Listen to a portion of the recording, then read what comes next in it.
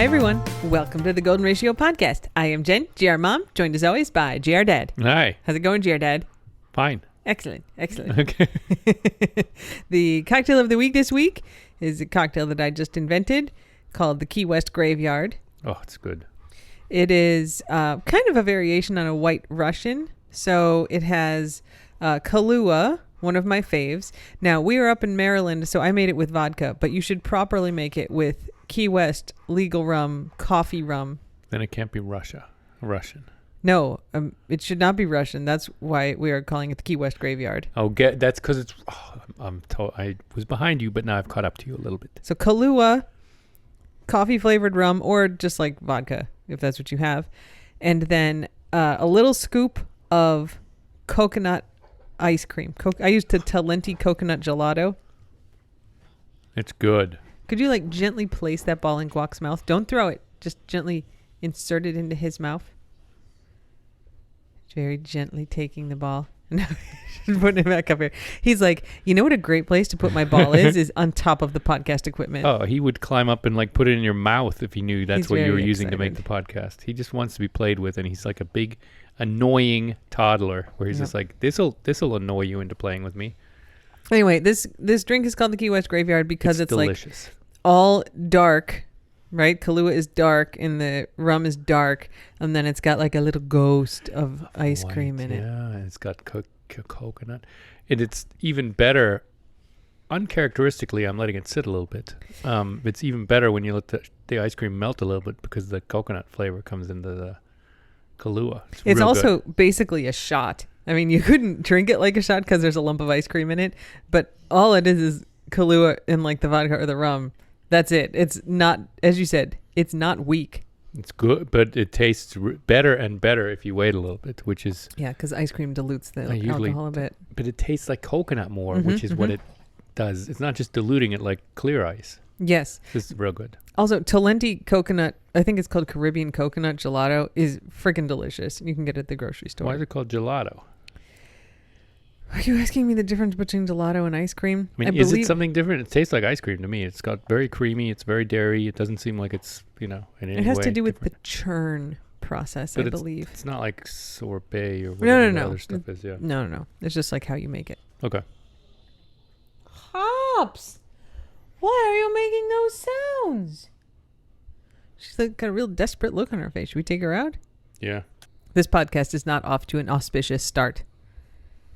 We have a smaller house here in Maryland than we do in Florida, or at least smaller usable square footage on one floor. This house is about 75% of the size of the house in Florida. It is quite a bit smaller, and it is spread over 3 floors. So the first floor here is about 400 square feet, and that is where we 2 humans and 6 dogs are living. So I have often expressed my frustration. This might be for ramblings, but who cares? No, it doesn't matter this week. Fuck it. That's me. That's usually my line. I often have said I would just like to go in a straight line from one point to the other point sometimes to like put a can down or something. And you can't because there's 3 dogs in the way, one of whom invariably will get up while you're trying to step over him. And therefore trying to kill you. Mm-hmm. It's instant death, adrenaline filled. It's like a Disney ride every time you walk around here. Life is full of murder attempts. Oh, and here. a lot of corners with narrow door frames here to get back. The 400 square feet is not as usable as it could be. No. I mean, it's 400 square feet like the footprint. This house was built in 1946. The stairs are in the middle. So it's basically like a square donut shape. Like the whole middle is the staircase. So there's like a kitchen, and then you go through a little door into the dining room, and then you go through a little door into the living room, and that goes back into the kitchen. It's got flow, but it does not have an open floor plan. No, it is a very closed floor plan. And you can see on all the door frames, there used to actually be doors between all of these rooms too. So like the kitchen would be shut off, and the kitchen is, every room in this house is tiny pretty much. Like the kitchen, Ingo and I, if there weren't any dogs, would have trouble being in there together. There are many walk-in closets that are twice the size of this kitchen today. 100% yes. Yeah. Yeah. I think in 1946 people must have been smaller. If I were an archaeologist, I'd be like, maybe it was like the Pickwick people, and they were, actually only 4'8", and they were very comfortable in this house, and they were very narrow. Oh my God. I mean, it's fine. I like this house. It's very cozy, but it is not built for 2 humans and 6 big dogs. It's the problem. We have a bunch of giant If it were just the 2 of us, it'd be way Giant easier. active dogs. Yeah, Yeah. or if they just, didn't move around as much and be as annoying. We did not trip over the OG squad as much as we trip over these dogs. No, because they were Good dogs, unlike these dogs. they tended to stay in place. Newton's first law or something. These guys do move on their own. But you not tend to stay at rest. All right, so also we replaced the front door here because this house is very dark. It does not have good lighting, and during the day, like, the house is made out of bricks, which is great. No wolf is going to huff and puff it down, but it's dark, and so we replaced the front door here just recently, like in the last 6 months probably, with a glass, like stained glass front door that I designed, and I love it, and it's beautiful, and it makes so much of a difference in terms of the light in the living room. It's real nice. And it's got privacy glass, so people walking by can't just see in, but you can kind of see movement on the other side. And Vink, his freaking, like, every roughly 10 minutes barks at some vague movement that she sees out there, and then all the other dogs join in and start barking. Because a car will drive by and the light will refract through the door, and she's just like, this is so exciting. Guys. Alert, alert! Ugh, it's tiresome. It has not been a restful few days. No, since we she's have been still a here. little wound up from the drive, too. All right, so our agenda today, I know this is not the agenda podcast, but we do have an agenda. And Ooh, I love the agenda corner. Oh, no, wait. we're going to talk about the drive. We're going to talk about Nacho Sea Fry. Don't throw that ball again, because our podcast equipment is going to get disconnected by the guacamole. Got it. He very much is pushing the ball into the podcast equipment, and we have to ignore him. So we have to... Things Okay. are a little hard, you guys. So we have to talk about the drive. We have to talk about Nacho Fry at camp, and then Nacho's return from camp, Yes. and then future plans Nacho regarding rehab. camp. Nacho incarceration. But first, it's time for Administrative Corner. Oh, which I love and have been waiting for so long. We have a new appliance in the household here. Oh, I thought you were going to just let me talk about that, but that's okay. You can introduce I mean, I'm just going to say, like, I got Ingo a present, and I ordered it last week, but I had it shipped here, so it would be here, and it arrived yesterday, and I bought a new appliance for the kitchen for you, Ingo, because I love you. I know you do, because you hate clutter and you don't need another, what turns out to be a big-ass machine. I do not have kitchen gadgets at all. Like, the air fryer was a big step. Yeah, popcorn maker. It's very small. It's small, and I like throw a lot of kitchen gadgets out because I'm like, I use it twice a year. It is not worth it because this house also has 1946 closets, which means there is no space to store anything. No, as a sign of your love, you got me a Brotschneidemaschine. I bought a Brotschneidemaschine. Shiny stainless steel, It's- industrial-looking, super efficient bread slicing machine. How do you like it? It's awesome. Did you use it on your bread that arrived today? No, from because I UPS? still have to bake that. Oh, yeah. One thing at a time. I used it on the French bread. The little I baguette? don't care about the French bread. I made little baguette slices. Baguettes. I made some other slices. Yeah, it's very slicey. It's very good. It has a little tray for the bread. It It lets won't you, hurt like, my feelings if you're like, adjust this it. is not as good as the German ones, and I don't like it. I like it. The people on Amazon, they have the ones that are hand cranked. That's kind of a pain, and that you don't have a lot of the advantages, which is you just have to push a button and the thing slices without crunching up the bread, without like smooshing it. Yeah. Like a knife would, like some kind of barbarian with a knife would be like smushing the bread down. Like a barbarian who doesn't know how to use a serrated knife would do. Yes. Yes, a barbarian, an impatient barbarian who isn't letting the knife do the work. Yes, this is good. This is very fun. Who just takes the knife and like pushes down on the loaf. Just And of course, you push can down. use it for everything else too. If we ever have like cheese again, like a big block of cheese, That'd we be could cool. slice cheese, or we don't really have meat, but we could slice, anything else with it. Fruits? Yeah. Play some fruits? Put a pineapple in there and slice the pineapple. Oh, chunk, that'd be chunk, chunk, interesting. chunk. Sure. Yeah. Yeah. Slice all sorts of stuff. Slice an apple. I gotta say, it's interesting. Like, I have a mandolin, which I use quite a bit Yeah. to make, especially to make. I mean, I've made like homemade potato chips. I make tortilla de patatas all the time, and I use the mandolin for that. And I've cut off part of my finger with the mandolin before. It's terrifying. Part of my knuckle. I still have a big scar there, and it was one of those things where it's like, wow, this really isn't going to stop bleeding. Am I going to have to go to the hospital? And I kind of put a little tourniquet on it and eventually stopped. But I cut a significant portion of my body off with the mandolin before I invested in the chainmail gloves, which Yes. everyone should have if you have a mandolin. And you hate the mandolin because it scares you. Yes. Understandably so. It is it's not a machine. It is just a fancy knife, basically. Yeah. There's no moving parts to it. You just slide stuff against it and it gets sliced. But it would be very easy to cut a finger off in the Brotschneidemaschine. No, not the way it's set up. It's very self-supported. And then it actually He's has giving me the sheepish if the look. piece of bread gets small, it actually has a plastic little slider pusher that you don't even have to touch the bread. Yeah, there's a slider pusher like that for a mandolin too, but people lose digits all the time in the mandolin. Well, I am not aware of any German ever slicing themselves on a Brotschneidemaschine. I don't know. It's not as, I don't know. It's fine. It's just I'm used to it more, and you're doing thick slices of bread. It's different than, slicing razor thin. Why, like, what's it called? Razor thin? Razor thin is the thing. Razor thin slices of potato or whatever you do I with was the doing mandolin. eggplant. I was The trying to make an mandolin, but it's eggplant really parmesan. thin slices with the mandolin, and it just seems like you're just always close to that blade. Here you have like thick pieces of bread in between you and the blade to protect. Anyway, I love you. I hope you like it. It's fun. I already found a place to hide it when it's not being used. I went in the kitchen and I was like, well, I don't see the Brotschneidemaschine, and that's a win. Yeah, I found a place in the pantry. Good job. Yeah. All right. So Nacho Seafry went to camp last week, and he was working with Michael, the trainer, and he did a pretty good job. He's got a very good down now. He's sort of got dehumped a little bit. It's interesting because like he would occasionally try to hump a dog in the house, but it was not a problem for us. Like we'd see him kind of inching towards Vink especially, and then we'd just be like, Nacho, knock it off, and then he would. So humping was not on our list of problems. Yeah. But Nacho got to camp and was just like humping all the other dogs.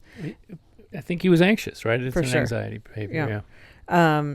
So yeah, I mean that got better, and what Michael really did was get him to a point where we could start working on other stuff, right? He kind of got a base of like get him to pay attention. Get him to look up when we call. and like so Michael brought him back to us yesterday. So he spent about 10 days at camp, 9 or 10 days at camp. And Michael brought him to our house and in the backyard, and like you and Michael had a really good session of like, here's how you train Nacho to not try to grab the ball out of your hand. Yeah. Have him down. I mean, the down stay is a big thing that Nacho can do and is important, so he doesn't lunge all the time. And it's like, so, all right, like get him in the down and then like try to move the ball.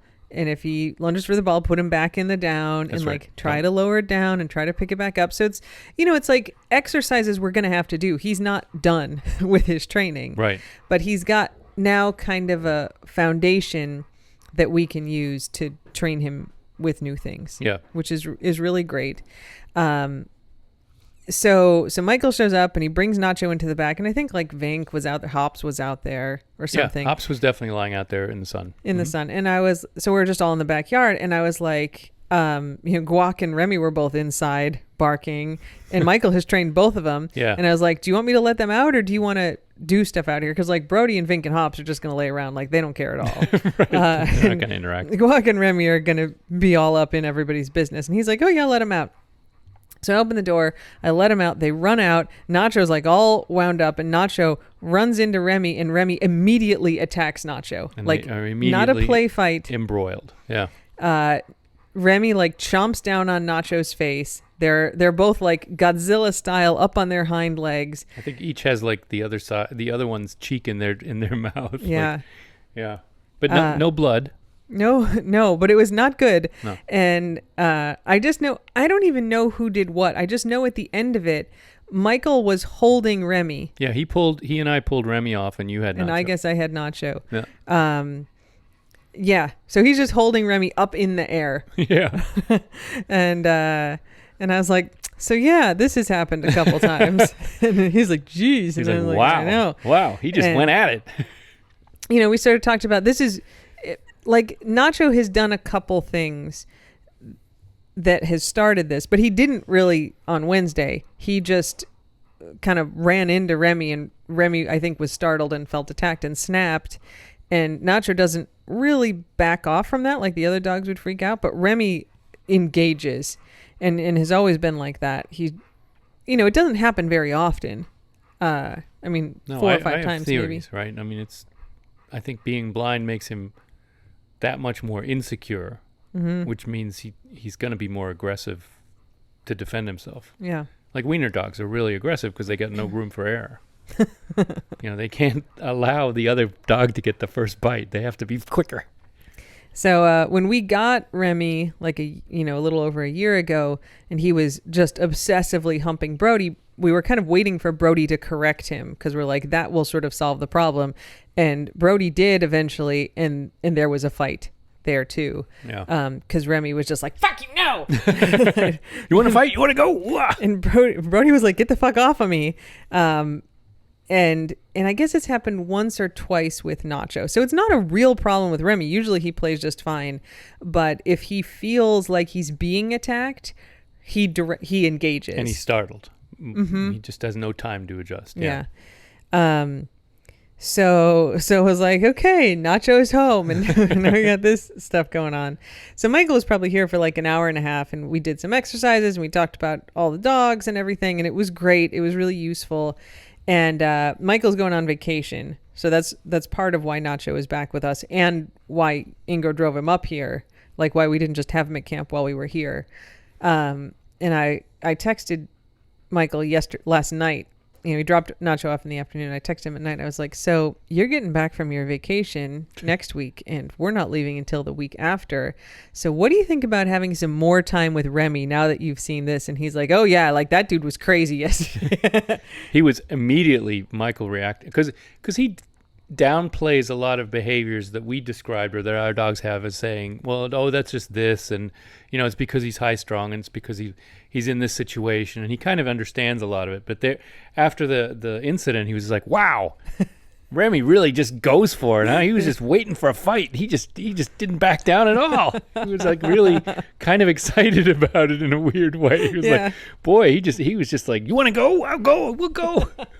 Part of why Michael is a good trainer, and he sends us tons of videos like while he's doing the training. Like we try to work with any of the dogs, like let's say Nacho, but it's not just him, any of the dogs. Guac, when we first got him. And it's like, you tell him to do the thing. You tell him to come. He knows how to come. He's paying attention.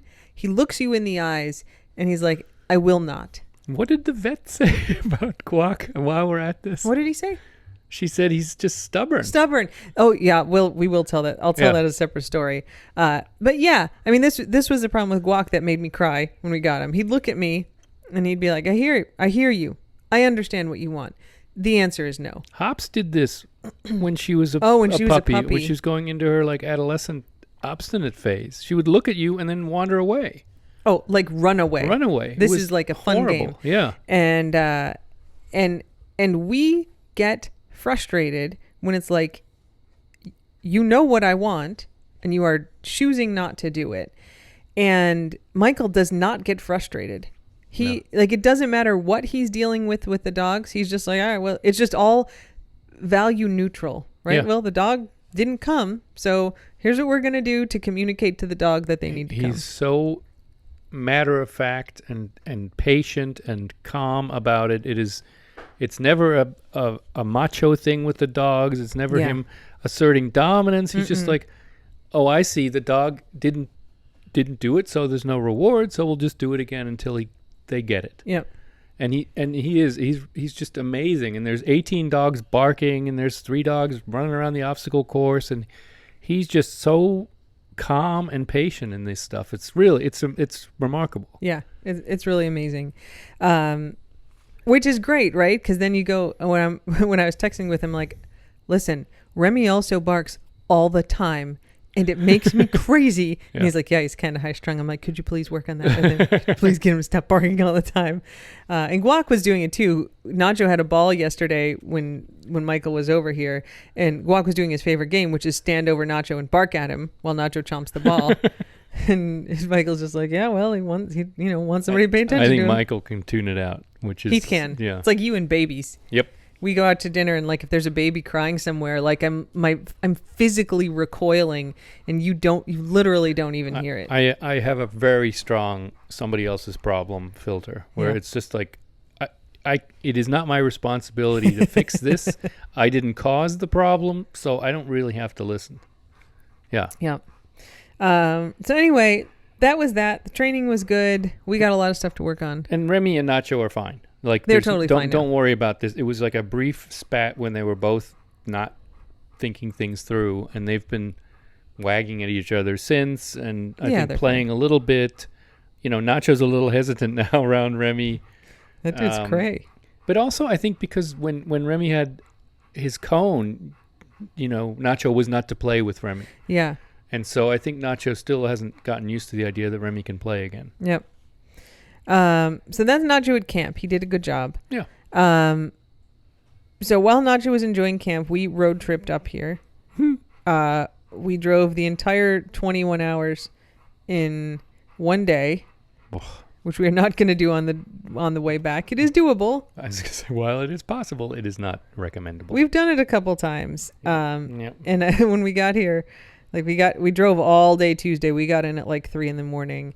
And on Wednesday, I was like, so I think I'm going to find a place like 6 or 7 hours away to stay overnight. Like, so we could kind of leave because we left at 5:55. Yeah. We had the RV loaded in the morning, and we got in at 3 a.m.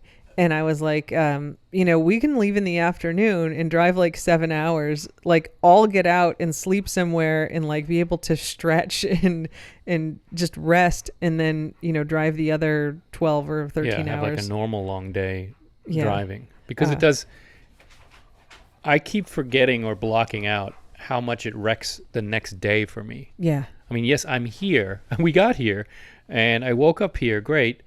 But I was kind of useless on Wednesday. It was I am still banged up from that drive, because it's this is a very loud RV. I don't know if they're all like this, but most RVs are better at sitting than at driving. They're made as little, campsites, not as vehicles. Yeah. This thing is as loud as the plane that we took flying lessons in. I mean, you need earphones to really communicate well during a drive. Oh yeah, we can't talk to each other. In fact, I was when you were driving at one point, I had my AirPods because I had to listen to a podcast that I'm using in one of my classes, and so I put the AirPods in, and the AirPods have a noise canceling mode. Yes. And so I put them in, and I only use that like when I'm on a plane. And so they defaulted into noise canceling mode, and I was like, "Oh fuck, this is so much better." So when I was like driving, I just had them in. I wasn't even listening to anything. You were canceling. Yeah. I just had, and it's not perfect, but it's much better. Oh, that's what I'm gonna do too. We can both have AirPods in. We just need microphones, and then we're golden. And it's like being in a plane with a little intercom. And it's just physically uncomfortable. Yeah. Like even, I spent most of the time when you were driving in the bed, which is much more comfortable. Sure. Yeah, that's a bed. I took some naps, and it's just, I get really motion sick. I don't throw up in a car, but I feel crappy. And for some reason, like laying down, I feel much less crappy than if I'm sitting up. But yeah, like it's a physically uncomfortable experience. We did this time, all the dogs kind of except Guac get various levels of stress about the drive. Yeah, and physical discomfort. For sure. So we gave everybody trazodone before this trip. Remy and CB are already on it. I mean, we didn't give it to Guac because he's fine. Remy and CB were already on it, but we gave it to Vink and Hops, and it made a huge difference in terms of them just being more relaxed. They weren't dopey. They were just like more calm. More sleepy instead of kind of looking around, panting the whole time, which is their Yep. way of showing anxiety. Yeah, really, they and were it's- just like, okay. yeah. I mean, Hop says it in the car too, right? Yeah. She's just not great in the car, which is why I never take her up and down or Vink. Even though physically they're fine, but both of them are kind of like they get a little drooly and they're panting a lot and they just Yep. are a little bit more. They don't like it Yep. for whatever reason, right? But Yep. but yeah, it was better with the trazodone. But Yeah. even so, I mean, Hop certainly is still recovering from the drive, from just being, a little bit unsteady the whole time and bangy and getting swaying, and I think it really stresses her. It's a thing that we've noticed on a lot of these trips is that our more fragile dogs, so that was Hops and Brody this time, but especially when we had St. Patrick, Yeah, their problems, it's like they age a few years. Like, Manchego too. Yeah, yeah. Oh, I don't know if we never took him. Yeah, But like St. Patrick, he couldn't really stand up or get out of the car at times. He tried to bite me a couple times on these trips because his legs didn't really work anyway. And then just like, even though he just laid down, he tried to stand and do all this stuff, but it just would do it. And Brody was having a very hard time getting up at the end of that, even though he laid down and was relaxed the whole time. Hops was sore. Like, it's just, yeah. And it's I've not good. laid down on the floor where Brody spends all his time, right? Like petting him, and it's like every bump in the road is a bang. Yeah. And every wind gust is a big sway where he's bracing himself. It's a lot of work. Yeah. So, we're going to be up here for a few weeks. And I was saying when we were doing the drive, I'm like, I don't know that we should do this trip again with Brody and Hops. Like, it depends how long they both have left in their lives. But if we don't do this trip for another 18 months, Brody would be almost 14 at that point, and Hops would be well past their expiration date. It'd be great if they're still with us, but like, we could avoid this. Yeah. And it's really hard on them. So we've got to do it to go back, but I don't know that we'll be taking this variation of the squad. I feel bad, just like I always felt so bad for St. Patrick being in there. Like, it was just so hard on him. Yeah, Remy handles it Anyways. surprisingly well, but then he was in the passenger seat half the time. He did a good job. That's because he was co-pilot half the time. Yep. He would just jump on the seat and look around. He was very affectionate. Guac was great though. Oh. We gave him a Blauhai, and there's a queen size bed in the back, and he basically was just in the queen size bed hugging his Blauhai the whole time. We'd trade off in there, and he'd like rest his head on us, like spoon with us, and just like, he's like, I got my Blauhai, I got this bed all to myself. This is great. Yeah, it's going to be a rude awakening when Nacho's in there chomping on the other end of the Blauhai with him. We're still trying to figure out exactly how to manage Nacho Yeah, in there. we may have to like gate off part of the RV to zone them in different zones. Maybe, so we have a travel crate. Here's an idea that I just thought of. Maybe the travel crate will fit in the shower. Here's another idea. Maybe it fits above the driver's seat. I thought about that too. I don't know if it's tall enough. I don't know. We're going to find a space for him though. We'll put him in a crate. I mean, he might be fine, right? He just lays in the hammock and sleeps well in the car. Yeah, it's But true. if he's problematic, we're definitely going to have a solution set up so he can, God, be I isolated. just remember the early days of Guac where he would yeah. put the Kong in his mouth, let it hang off the side he would lie on the side, so his head was off the side of the bench, Yeah. and he would drop the Kong on St. Patrick. Yeah. And then he'd jump down and be like, I need the Kong. And Patrick was like, what just happened? And I don't like it. Yeah. No, Guac was a real dick about that. Guac's much better now. Yeah. Guac was just a perfect angel. Like, He's just gotten absolutely great. made such big strides. You don't really notice it while it's happening, but looking back, he's Yeah. just so reliable now. Yeah, Solid. He's Yeah. a great dog. So we made it. We're going to be up here in Maryland for 3 weeks. Ingo and I are going to Chicago this weekend to run the marathon. And so GR Dog Sitter will be here at the house with them, except we're going to give Remy a little spa weekend. So he's not doing training with Michael. But he's going to the same place where we boarded Nacho. Just because the household is a lot. It's a lot right now, all of these dogs. And we think he might just be a little more relaxed if he gets a little, Yeah. he's got a luxury suite. This luxury suite costs more than like a lot of human hotel rooms. Yeah. He's going to get private swimming both days. I'm a little disappointed they don't have a TV. I think they should have TVs in their luxury suites. Yeah. TVs are cheap. I bet we could request one. Put a The dog TV on there. dog TV on all the time, or Animal Planet. He'll have play camp time. He gets like a bath, like a spa bath on Monday. we're like flying out Saturday. We'll be back Monday, so it's kind of one full day he's going to be there. But yeah, he'll get a little more attention, and GR Dog Sitter is totally capable of taking care of everybody. But I was just like, Ingo, I am overwhelmed, and you are overwhelmed right now with everything. I mean, it's just she doesn't need every time Nacho and Guac play. Remy stands there and barks at them. Oh my God. Just barks and barks and barks He and barks. does. And, we just don't need to inflict that on anyone else. This is like cleaning before the cleaner shows up. This Yep. is just like, we got to like We can make it a little easier. make it a little bit easier. Yeah. But we found out, so Ingo took Remy a couple months ago to get his vaccines updated, and that's when they found his lymphoma. And so they didn't give him his vaccinations because they're like, well, we got to do all these tests and stuff. And, if he's going to die in a month, like there's no reason for you to give him the Yeah, that's right. vaccines.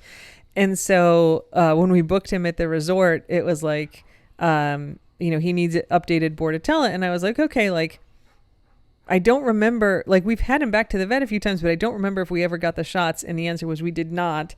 And finding a vet, especially here, like a vet that'll just get you in to give vaccines is very, very hard. Our regular vet was like, oh no, we got something in 2 weeks. And I was like, not helpful. Yeah, not helpful. And so I literally like went to Google Maps and searched for vets, and like there was an ad, like the sponsored result on the maps. And I called him and I was like, I need to get this dog a vaccine to board. And they're like, oh, we got an appointment today. So you took him in. Yeah, took him in to this new place, and he got his Bordetella shot. No, Bordetella. Bordetella. One is a sausage, one's a vaccine. Mozzarella shot. And he did great. Everyone there loved him. But they kind of treated him like a full-on new patient. Yeah, they're like, well, what does he eat, and how's his weight, and and then they give him like a little bit of an examination, and like, you should keep his ears clean because he's prone to ear infection because he's a golden retriever. Those ears, they flap over. I'm like, wow, this is golden retriever 101. We're already in the 400s. We don't need. We have a PhD we're in the in golden 600s. retriever. Yeah. We don't need 100s. And I was just thinking, this is mean, right? But I was just like, he's never coming back here. You guys, I will not go. We have so many vets that we regularly go to up here too. Yeah. We don't need to go. We will never go to this vet again. Yeah. But I didn't want to tell him that. Just give us the freaking shots. A shot. Remember when I brought Voodoo to like the Petco in Richmond? Yeah. And it was like that. They didn't try to like keep him as a patient. They're That not was like, great. Does he have any other problems? His leg looks a little wonky. No, they were just like, here's the shot. Enjoy. $60. Thank you. Petco vaccination clinic is great, but it's kind of only like on Sundays or, one day a week at a lot of these places. I looked and there was nowhere It's like that I could find. Pop-up clinic at the Petco. Yeah. But other than that, everybody's doing fine. The Maryland house has the advantage that the door to the backyard in the kitchen, we've got like a little split screen so they can just push in and out, and we can leave it open. Yeah. And there's like the ramp out into the backyard. So Hops and Brody there's especially. no ocean to escape through. They can't escape. It is fully fenced. And Hops and Brody, I think, always want to go outside. And we're like, we can't just like leave you guys out there. One, it's like 100 degrees. And, we can't see you. And here, like, we just look out the window and they're so happy. They're just going out there, laying in the grass. Remy did it too, except he started barking at everything. He just barks at nothing. Well, he hears something. He hears like a bird fly There's over. like a school down the road. Oh my God. And he heard the kids out for recess, and he was like, whoa. And then a bank little like tornado siren comes in like whirling around. Oh my God. Yeah. But it's good. I mean, they're all of the dogs are very comfortable here. They're enjoying the yard. And they've settled in now. Yesterday it was still much more Nacho. Let's say it honestly. Nacho was still roaming around because he doesn't know the house at all. He's never been here. So Nacho got home and I took him for a little walk, And then after dinner, I was like, okay, it's time for walks. I walk every dog individually so they get some time. So I walked Nacho, and our kind of normal walk route here is about 1.25 miles. So I walked down Nacho. the hill and up the hill. Yep. Yeah. Walked him, brought him back, took his leash off, and then I was like, okay, who's next? And Nacho's like, am I next? And I was like, we've been home for 15 seconds, Classic. Nacho. He's like, I don't remember. So I walked, I think walk, and I walked Remy, maybe I walked Vink, and Nacho's like, is it my turn now? And I was like, okay. So I went, and I often end up taking Nacho for 2 walks at night because he forgets that he had his first walk. He's so excited for every walk. It's equal excitement. Yeah. So I took him out around again. I took him into the woods, and then I called Ingo, and I was like, Ingo, I'm walking past the house because he's still going, and we're just going to keep walking until he's tired. So I walked for like 2.5 hours last night. You went It's 7 like miles. 7 miles. But I was like, if he's this wound up now, it's just going to be all boxed up in the house. I may as well just walk around with him, listen to podcasts. It worked really well. I mean, he almost slept through the night. Yeah. And I guess I did 2 walks with him today, but he tired out on the second walk. Like when he starts to get tired, he kind of looks at me. He's like, am I doing good? And I was like, you are, and we will go home now. And then he was snoozing. So yeah, he's much more relaxed now. He kind of is more comfortable here. yeah. But yeah, so everybody likes it up here. Great. There are definite benefits to being up here. But for one thing, I think it's nice that it's a little cooler too. Oh yeah. I'm not drenched in sweat every time I go and take the trash out. To be fair though, we kind of switched from summer to winter in the Keys when the hurricane came through. True. Where like the heat index had been every day 105 to 108 up until the hurricane came, and then it's like the heat index is like 87. Like it almost felt chilly at night. Yeah. And it's like that every day now. Like it just is that kind of switch, and it's right about the time for that to happen. And then we leave as soon as the weather has kind of broken into, the cooler phase of things. But it's fine. It's going to be lovely there for the rest of the time we're down there. It's not going to turn off once we get back. Yeah. So yeah, it's good. I mean, I am always sad when I'm not in the Keys, but I'm in a kind of 5-week stretch of just stuff I have to be here for on campus or other trips that I have to take. And I'm glad that we're all here together for a few weeks. So I'm not just like alone in this house and you're managing all these crazy dogs by yourself. Yeah, I mean, it's nice. Yeah. It's worth 1 or 2 days of discomfort driving. Yeah. Yeah, I don't mind being alone in this house, but like if I were just like, okay, well, I'm leaving and I'll see you guys in the middle of November, that would be sad. Yeah, you should bring a dog if you want to do that. Except I hate doing the drive. Yeah. Once again, we need a golden retriever corgi mix that will fit under the seat in front of me to be my travel pal. A corgi disguised as the golden retriever. Yep. Yep. Some snuggly little dog.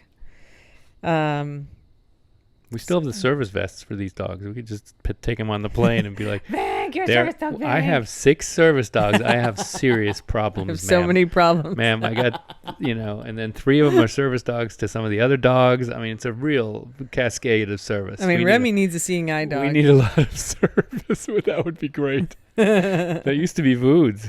Yep. Chaos. That's why Remy had bruises everywhere, because Voods was not a very good guide. Vink, you would be great as my service dog. I don't really need service, but you'd be good. You look cute in that vest. Yeah. You look enthusiastic. You have no idea what you're doing, but that's fine. Nobody really evaluates that. Mm-hmm. That's your strength. That's your superpower. That'd be fun to just fly her around with me. Vank. All right. So, I will say the negative to being here is that there's stairs inside the house here. Pretty steep stairs. Yeah. And so Hops last night was like, guys, the first night Hops and Brody slept downstairs because I was like, there's no way they're coming. They're so exhausted. They can't get up the stairs. Brody can't climb stairs kind of either way anymore. He can sort of go down, but he doesn't like it and he can't go up. And so they slept downstairs. Last night, Hops was like, guys, I'm coming up. I always sleep up there. And I'm like, all right. Like, she can, she doesn't have to use her front leg a lot to go up. Yeah. So she was okay coming up. And then right around, like, it was like 1:55 because I got stand hours on my Apple Watch at 1 and 2. So I was up kind of at the hours crossing. She's like, Jen, I need to go out. And I'm like, all right.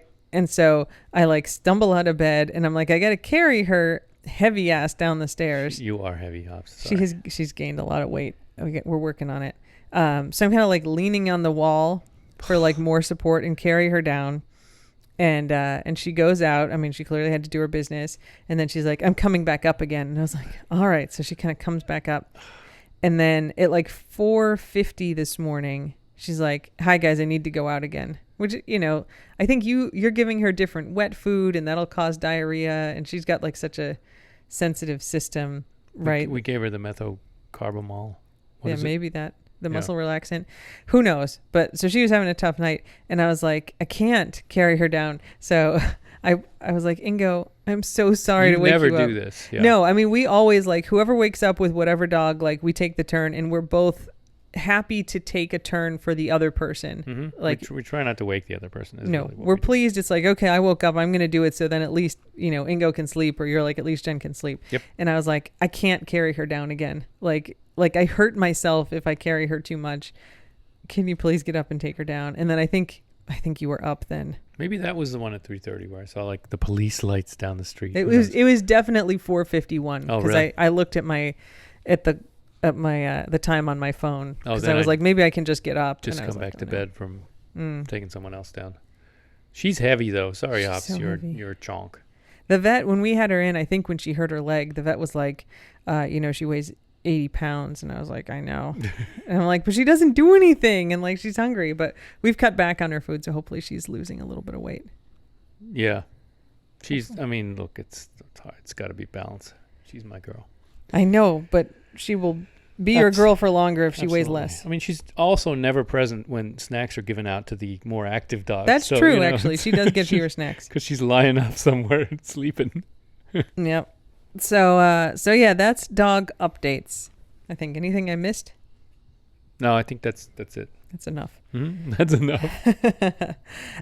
For Taste of the Keys this week, Fantasy Fest is coming up, you guys.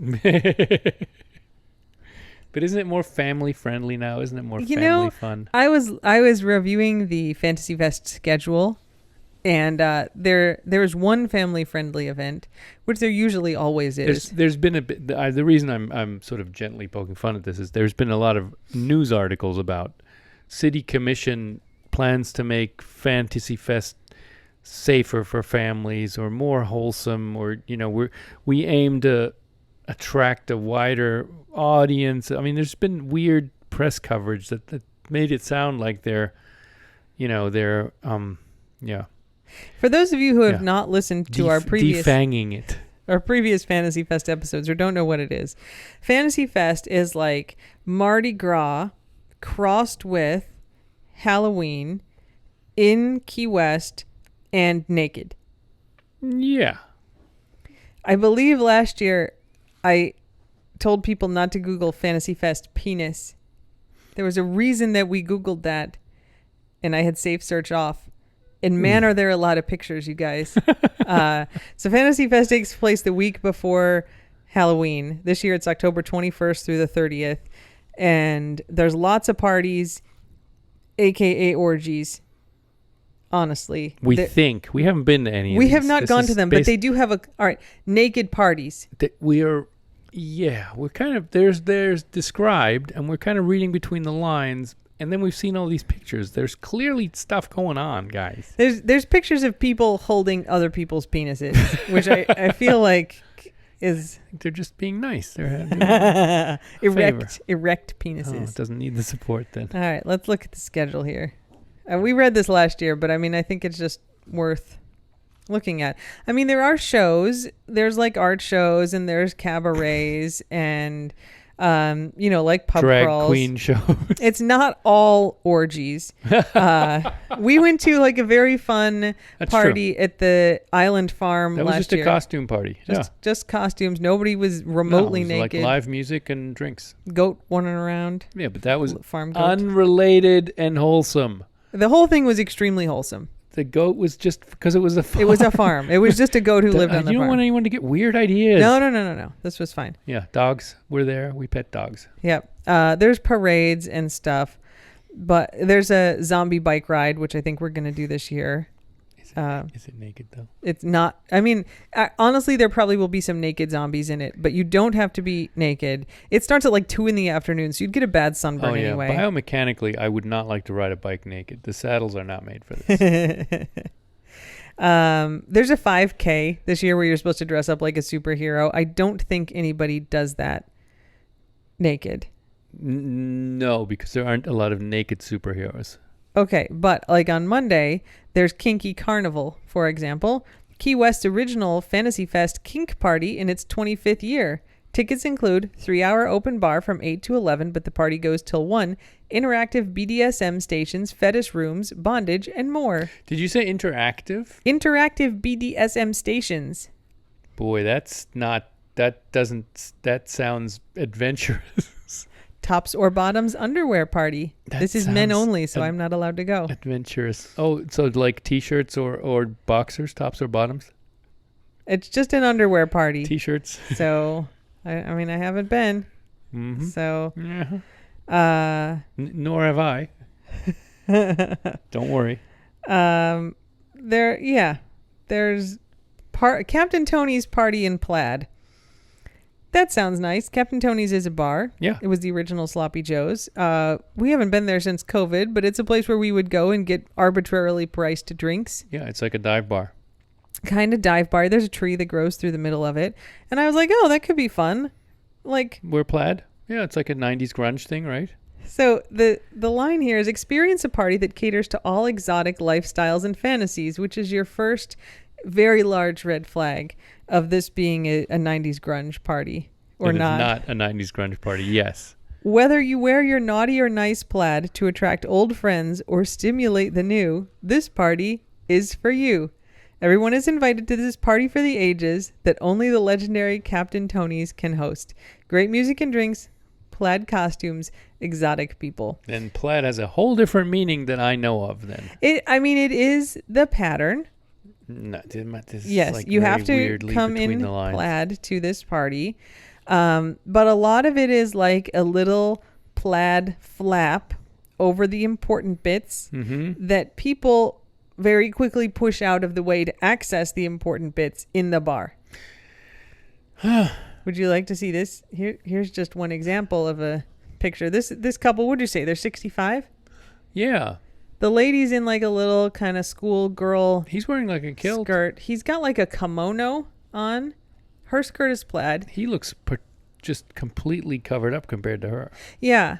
And she's in like a schoolgirl jumper, like it's a little plaid skirt, and then it's got like the parts that go up over the shoulders. Kind of aprony looking, actually. She doesn't have anything else on under it.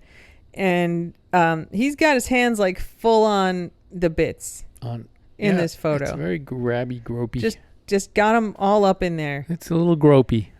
She looks consenting. She doesn't look startled. Oh no, she's into it. She's got her arm around him. Yeah. This is the picture they're putting. This is from the plaid party. That's not grunge. It definitely is not grunge.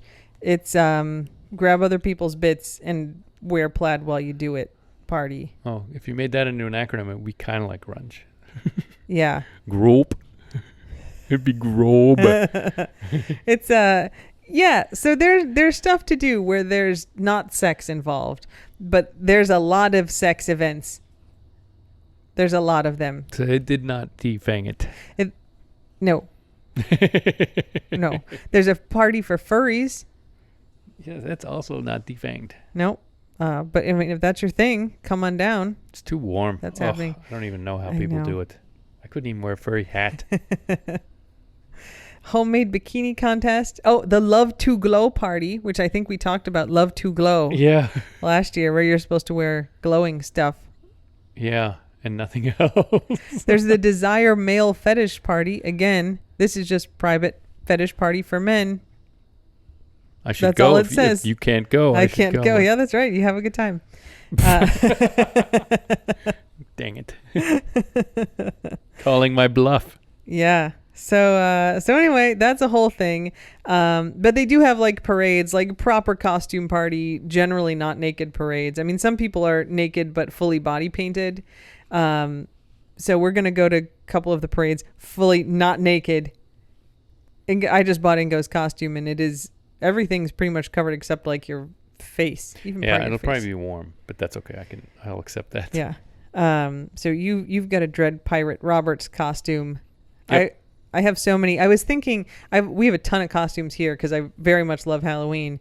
And I ordered some stuff when I ordered your Dread Pirates Robert costume, but I remembered I have Left Shark Oh yeah. here.